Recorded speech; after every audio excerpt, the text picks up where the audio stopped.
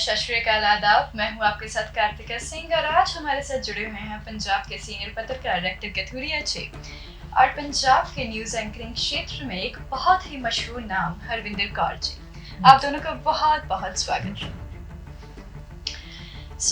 कथूरिया जी, 2014 के बाद भारतीय राजनीति में जो बदलाव आया है उसको आप किस तरह से देखते हैं? उस वक्त देश के लोगों को एक बहुत बड़ी उम्मीद थी कि शायद हमें बेरोजगारी से छुटकारा मिलेगा, शायद हमें महंगाई से छुटकारा मिलेगा।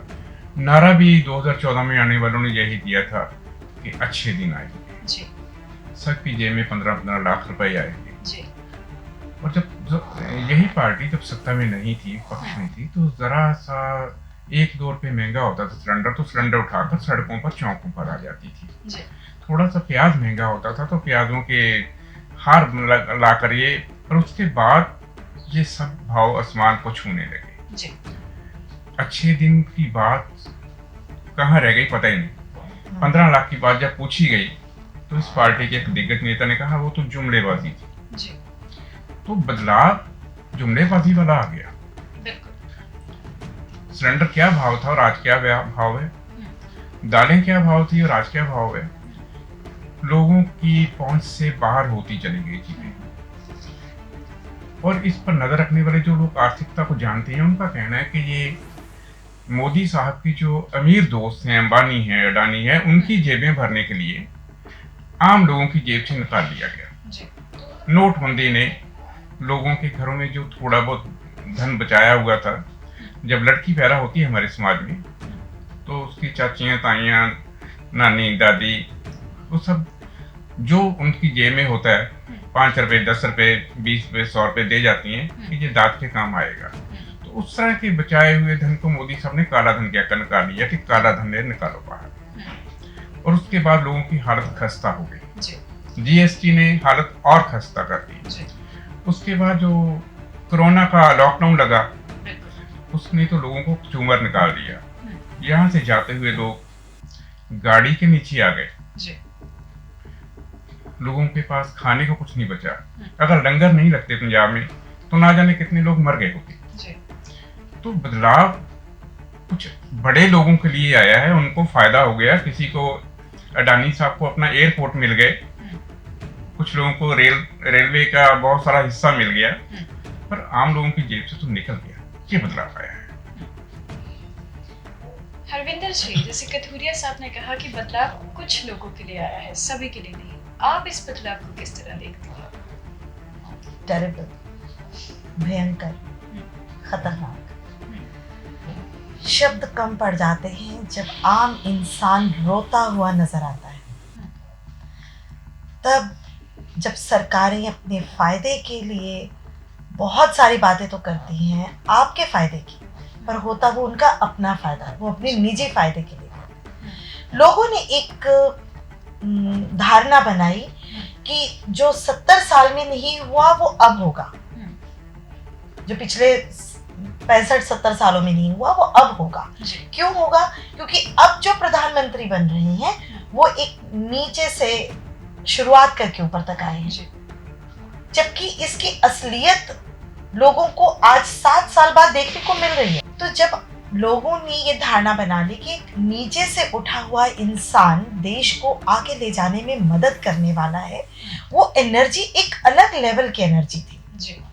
वो दिखी किसमें? जो उनको प्रचंड बहुमत प्राप्त हुआ, भाजपा को जो प्रचंड बहुमत प्राप्त हुआ, उसमें वो सबका प्यार, उन सबकी लोगों की आस्था दिखी। पर धीरे धीरे ये इतनी जल्दी धुंधला जाएगा ये किसी को यकीन नहीं था। गरीबों के लिए, गरीबी मिटाने के लिए सरकार ने बहुत सारी योजनाएं शुरू की, इसमें कोई दो राय नहीं है। लेकिन इसकी वजह से बहुत से लोगों को किस तरह से अपनी कई चीज़ों से हाथ धोना पड़ा, अपनी जेब में बड़ा बोझ उठाना पड़ा। गरीब तबके के लिए इस सरकार ने किया ज़रूर है, शौचालय बनवाए हैं, मुझे यही याद रहता है। और क्या किया है? उनके खातों में पैसे डाले गए हैं। स्वावलंबन के लिए क्या किया है ये याद नहीं पड़ता है। तो समझना चाहिए कि जिस देश का प्रधानमंत्री इतनी नीचे से उठकर ऊपर आया था, तो कम से कम वो वैसा कुछ एक आध कोई तो ऐसा काम करके दिखाते कि जिससे बाकी के नीचे गिरे हुए लोग, नीचे तबके के लोग ऊपर आने के लिए कुछ कर पाते। उनके लिए ऐसी कोई योजना सामने नहीं आई। तो मेरे ख्याल से बदलाव जो है वो बुराई के लिए ज्यादा हो गया, अच्छाई के लिए नहीं आया। अच्छे दिन कहाँ थे ये दिखा ही नहीं, और जो दिखा वो लॉकडाउन के बाद, तालाबंदी के बाद सबने देखा। जैसे ही हटा, लोग अपने घरों की ओर जाने लगे, वो सब दिखा हमें। ऑक्सीजन की कमी दिखी हमें, लोग मरते हुए दिखे हमें, लेकिन सरकारों को इनसे फर्क पड़ा नहीं। तो फिर वो कहाँ वो प्यार था जिसके लिए, ऐसी कौन सी आस्था थी जिसके लिए लोगों ने इतना प्रचंड बहुमत उन्हें किया, लेकिन रिटर्न में क्या मिला हमें? कुछ भी नहीं। ये एक बात समझने वाली है इस सरकार की। जो बदलाव की बात करते हैं उन्हें एक बार ये जरूर सोचना चाहिए कि बहुत सारी चीजों में से केवल एक दो चीजों का पूरा होना किसी को पसंद करने के लिए काफी नहीं है। हरविंदर जी, जैसे आपने कहा कि लोगों की एक आस्था दिखी भाजपा की तरफ, तो भाजपा और उसके द्वारा की जा रही धर्म की राजनीति को आप किस तरह देखती हैं? देखिए, राजनीति और धर्म का तो बहुत पुराना रिश्ता है। बिल्कुल, कोई भी सरकार आए सभी के साथ ऐसा है। लेकिन यहाँ थोड़ा सा इसलिए भी चिंता का विषय मानती हूँ मैं इसे, कि आपने राजनीति को धर्म के साथ तो जोड़ा, लेकिन धर्म और राजनीति को पैरेलल चलने के लिए मजबूर कर दिया। अब आप उससे अलग होकर देख नहीं पाएंगे। लेकिन किया क्या आपने कि एक ही धर्म के लिए आपने जो एक मोनोपोली बना ली, जो आपने एक माइंडसेट कर दिया लोगों का, वो घातक है। वो नहीं होना चाहिए। मैं ये नहीं कहती हूँ कि हर सरकार आने वाली सेक्युलर रहे हो या ना हो, ये जरूरी नहीं है, लेकिन सेक्युलर होना पड़ता है क्योंकि आपके देश में बहुत सारे विभिन्न धर्मों के लोग रहते हैं, और जहां धर्म की बात हो वहां सिर्फ आप एक धर्म की बात नहीं कर सकते हैं। डॉक्टर मनमोहन सिंह एक सिख धर्म से बिलोंग करते हैं, तो वो आए अगर प्रधानमंत्री बने तो उन्होंने भी कभी धर्म के मामले में आकर अपनी बात को कभी नहीं रखा। लेकिन मोदी जी ने स्पष्टता ही इस बात को सामने रख दिया कि वो धर्म की राजनीति करने आए हैं। अब इसमें कोई अतिशयोक्ति नहीं है कि जिन्हें हमने चुना ही अपनी इसी चीजों के लिए है, अगर वो काम हो रहे हैं तो वो तो होंगे ही, वो पूरे करेंगे। लेकिन क्या ये सही है कि सिर्फ शौचालय, क्या प्रधानमंत्री का यही काम है कि सिर्फ शौचालय बना दिए जाए या धार्मिक स्थल बना दिए जाए? क्या सच में प्रधानमंत्री का ये काम है? ये सोचने वाली बात है। केवल धार्मिक होना ही प्रधानमंत्री को शोभा नहीं देता, उन्हें सेक्युलर तो बनना ही होगा। कथुरिया जी, जिस तरह हरविंदर जी ने कहा कि प्रधानमंत्री के लिए धार्मिक होने की बजाय सेकुलर होना ज्यादा जरूरी है, तो आप क्या सोचते हैं कि एक प्रधानमंत्री के क्या दायित्व होने चाहिए? ये जरूरी जिम्मेदारी है। इस देश में सभी धर्मों के लोग रहते हैं जी, सिर्फ एक धर्म के लोग नहीं रहते। और धर्म कोई भी उठा कर वो कभी ये संदेश नहीं देता कि धर्म के नाम पर मंदिर तोड़ दो, धर्म के नाम पर मस्जिद तोड़ दो जी। अगर कोई पार्टी ऐसा करती है तो वो धर्म का काम तो बिल्कुल नहीं कर रही। रही बात धर्म और राजनीति की, तो सिख धर्म में भी धर्म और राजनीति एक गिने जाती है, अलग नहीं गिने जाते। मगर कहा जाता है कि धर्म ऊपर है, राजनीति नीचे है। धर्म के आईने में देखकर राजनीति की जानी चाहिए ताकि राजनीति में अच्छी बातें आ सके, धर्म कर्म की बातें आ सके। जो राजनीति लूट सूट सिखाती हो, किसी बड़े अमीरों का फायदा करने सिखाती हो, वो धर्म की राजनीति तो नहीं हो सकती। अगर हम देश के मुखी के तौर पर बैठेंगे तो देश में जितने लोग हैं उनकी रक्षा करना हमारा कर्तव्य है, और वो सेकुलर बनकर ही किया जा सकता है, किसी एक धर्म का बनकर नहीं किया जा सकता।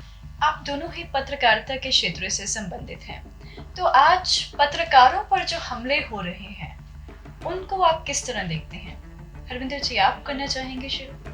जी, गलत है, बहुत गलत है जी। पत्रकारिता हमारे देश का चौथा स्तंभ है जी। बहुत आवश्यक है कि लोगों तक जानकारियां पहुंचे, लेकिन उन जानकारियों में जो व्यवधान पड़ता है वो किसकी तरफ से पड़ रहा है ये देखना अति आवश्यक है। जी। हम काम करते हैं, पत्रकार काम करते हैं देश की राजनीति को लोगों के सामने रखने का, जी। कुछ ऐसे काले हिस्सों को का पर्दाफाश करने का जिसे लोगों को पता होना चाहिए। लेकिन जब हमारे पत्रकार या हम लोग ऐसे मिशन पर काम करते हैं, कुछ करना चाहते हैं, तो बहुत गलत तरीकों से हम पर हमले होते हैं। हमारी आज़ादी को कैद कर दिया जाता है, जेलों में बंद कर दिया जाता है, यहाँ तक कि महिलाओं को भी नहीं छोड़ा गया। इस बार तो ये हो गया। इतने सालों में ऐसा बहुत बार हुआ होगा कि पत्रकारों ने कुछ ऐसा कुछ कहना चाहा और उन्हें जेल में डाल दिया गया। लेकिन 2014 के बाद ये संख्या बढ़ी है। 2014 के बाद पत्रकारिता पर एक गहरे काले संकट बादल छाए हैं। जो सरकार के माने वो मीडिया हाउसेस बहुत ऊपर चले गए, और जो नहीं मान पाए, जिनका ज़मीर जिंदा रहा, वो गर्त में डाल दिए गए। आप देखिए कि जो बहुत छोटे स्तर पर उठे हुए पत्रकार भी थे, जैसे मनदीप पुनिया, जैसे नवदीप कौर, और बड़े नामों में आरफा जी, तो ऐसे कुछ नाम हैं, श्याम मीरा सिंह है, तो ऐसे कुछ नाम हैं जो किसी भी लिहाज से सच्चाई को सामने लाने का काम करते थे, लेकिन उनकी आवाज दबाने के लिए उन्हें जेलों में ठूस दिया गया। क्यों? क्या सिर्फ वही पत्रकार हैं जो आपकी जी हजूरी करे, जो सरकार की जी हजूरी करे? ये इतने बड़े बड़े मीडिया हाउसेज हैं जो नेशनल लेवल पर चलते हैं, उनका काम सिर्फ यही रह गया कि आप एक पार्टी, एक व्यक्ति विशेष पर ही नजर रखें, अन्यथा बाकी सब शून्य। ऐसा क्यों? नहीं होना चाहिए ऐसा। मेरे हिसाब से ये सब गलत है और इसे बदलना होगा। कथूरिया जी, आप चाटुकारिता की पत्रकारिता या गोदी मीडिया और अल्टरनेटिव मीडिया के उत्थान को आप किस तरह से देखते हैं? हम लोग की बात से पहले तो इस बात की चर्चा होनी जरूरी है कि मीडिया ने इतने सालों की साधना के बाद, इतनी कुर्बानी के बाद, अब ये क्या कलंक लगवा लिया कि उसे गोदी मीडिया कहा जाने लगा। कहीं लाठीचार्ज होता है, कहीं गोली चलती है, कहीं लोगों के साथ बेइंसाफी होती है, और बड़े मीडिया वाले चैनल उसको दिखाने की बजाय पूछते हैं किसी हीरोइन से, आप परफ्यूम कौन सा लगाती हैं, आप अचार कौन सा खाती हैं, आपकी सब्जी कौन सी पसंद है। तो मीडिया किस हद तक पहुंच गया, लोगों से किस हद तक कट गया। मगर कुछ लोगों की ज़मीर जिंदा थी, उन्होंने सोशल मीडिया के जरिए अपने छोटे छोटे वेब चैनल बनाए, अपनी बातें कही, लेकिन गोदी मीडिया के अकाउंट को ये बात पसंद नहीं आई। तो कितने लोगों पर मुकदमे चलाए गए, कितने लोगों को बहुत कुछ कहा गया। तो ये सब कुछ होना भी था, पर एक फायदा हुआ है, इन हमलों से एक फायदा हुआ है कि एक रेखा खींची गई है कि आम जनता की बात करने वाला मीडिया कौन सा है और गोदी मीडिया कौन सा है, ये तो पता चल ही गया था। और गोदी मीडिया ने अपना कलंक कैसे धोना, ये तो गोदी मीडिया जाने। लेकिन जिसको वो छोटा मीडिया गिनते थे ना, उसने अपना कद बड़ा कर लिया। जी, बिल्कुल। बाकी हमले हैं, सच बोलने की सजा हर युग में मिलती आई है, ऐसी कोई बात नहीं। हरविंदर जी, आने वाले चुनावों में आप जनता को क्या संदेश देना चाहते हैं? यही मैसेज देना चाहती हूँ अपनी जनता को, अपने लोगों को, कि आप कोई भी सरकार चुने, पर चुने वो जो लोगों के हित का सोचे। एक बोतल कुछ पैसों के लिए अपना ज़मीर ना बेचें आप। उन्हें देखें जो आपके लिए काम करते हैं, बेशक वो किसी भी पार्टी का हो। और ये लोकतंत्र के लिए बहुत अच्छा है कि आप पूरी एक पार्टी को वोट ना करें, अलग अलग लोगों को वोट देकर आगे लेकर आए। इससे क्या होगा कि हर वर्ग जो है वो आपकी बात सुनेगा, हर नेता आपकी बात सुनेगा, और हर वर्ग को वो समान अधिकार देने की बात कहेगा। जो आप, जिन्हें आप चुनेंगे, वो अगर निर्दलीय भी हैं, बिना किसी दल से भी हैं, वो आपकी संसद में जाकर आपके सवाल उठाने की हिम्मत तो करेंगे। अगर एक ही पार्टी पूरी तरह से रूल करेगी तो वो कहीं ना कहीं आपको बैकफुट पर ले आएगी। वो अपना हित पहले सोचेंगे। इसलिए हमेशा याद रखें कि आप कभी भी पैसों के लिए, शराब के लिए अपना ज़मीर ना बेचें, बल्कि उन लोगों को आगे करें जो आपके लिए काम करते हैं, जो आपका हित सोचते हैं। जैसे हमारे आज के मेहमानों ने कहा कि हमें सोच समझकर वोट करनी है, हमारी वोट बहुत कीमती है। तो आने वाले चुनावों में, चाहे वो 2022 के हो या 2024 के, सोच समझकर वोट करें और अपनी वोट को कामयाब बनाएं। जय हिंद।